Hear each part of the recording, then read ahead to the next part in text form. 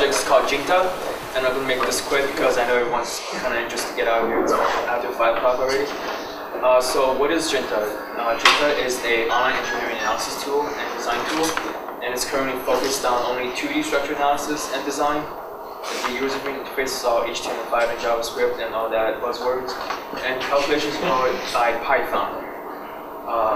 So what I've done so far, I really changed my what I was going to do at beginnings from what I was going to do at beginning semester. At beginning semester, I was going to focus on front-end work to make the interface more nicer, so it would be compatible with more devices and stuff like that. But I decided to go for a more back-end route, and instead of using the normal calculations for such as summation of moments, I'm using matrix structure analysis, which is a lot more efficient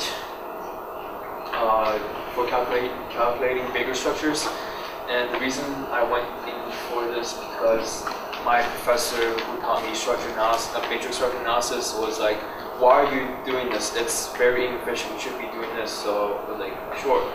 And another reason is because this is the basis for finite element analysis.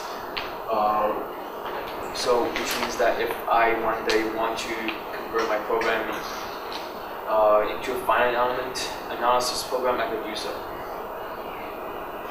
So let's do better calculation method, like I said already.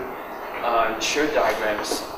I could now produce shared diagrams and human readable results page, so it's not all jumbled up JSON data. And now it's able to save locally and on the server, so it's using the HTML5 local store thing to store it locally and SQL to save on the server. So I'm going to give it a quick demo. So this is what it looks like. My friend said it looks too much like apples to apples.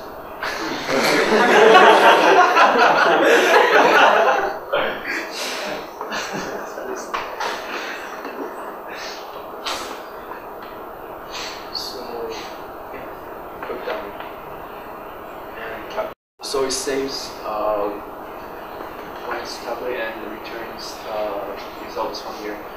And these are not interesting. So this is the interesting part of the this is the member called M0, and it has a wide deflection.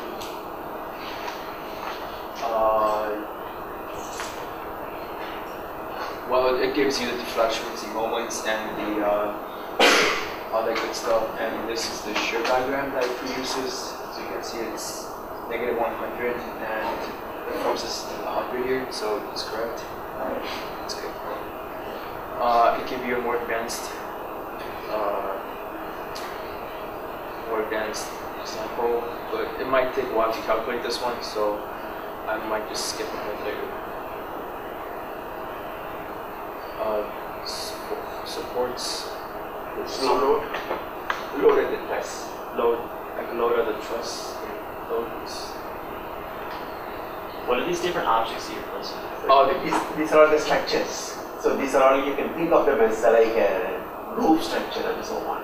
Yeah, and these are trusses and members. What about like the circles of the Y's? The Y's means Y support. The triangle means N support. The square thing means fixed support. This is fixed joint, free joint. This is X support, and these are the forces I could put on. Do they have other labels than the object notation at the bottom?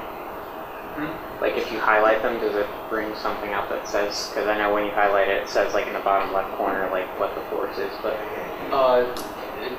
Not really, not right now. Okay. And I could calculate, this is going to take a while to calculate, so it shows like this. So in the meantime, I will show you this backend stuff. So this is the main thing for matrix structure analysis. It produces matrix right here, and it solves this matrix. As you can see, producing this matrix is really fast, but it's solving this matrix that takes a long time for results. These are not very interesting because it's loaded. There's not even anything there. So it gives you the deflection, the non-modulus, moment of measures, not much interesting in this one. We calculate stresses. We calculate the stress at various levels, the force exerted at the various places, and so on. How much force is exerted. Yeah. Okay, but I can Yes. look at Yes. It does. So just I'm showing off my engineering background. It works on phones, but barely. And thank you, Sean Solomon, Professor Murthy, and everyone in our class. Zach. Can you load it not on the end of a member right now? Not right now. Okay. So, Are the calculations done like client side or server side? Server side.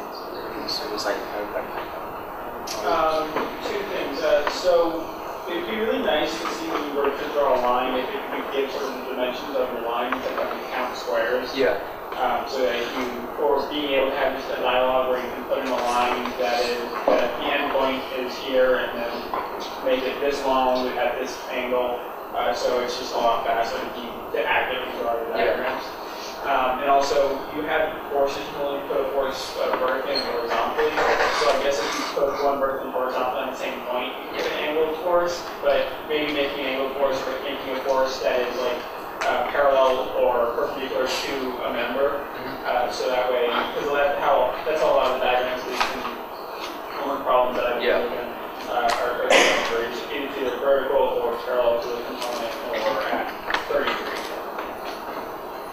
Yep. I have that implemented for distributed forces, but not for concentrated loads. How well does your thing scale? Since the calculations are done server side, how many members would I need to do to make it so that no one else could use your save? Or how many instances would I have to have calculated? It ran really badly when I tried for a 21 member thing. It took a long time. All the engineering students have questions.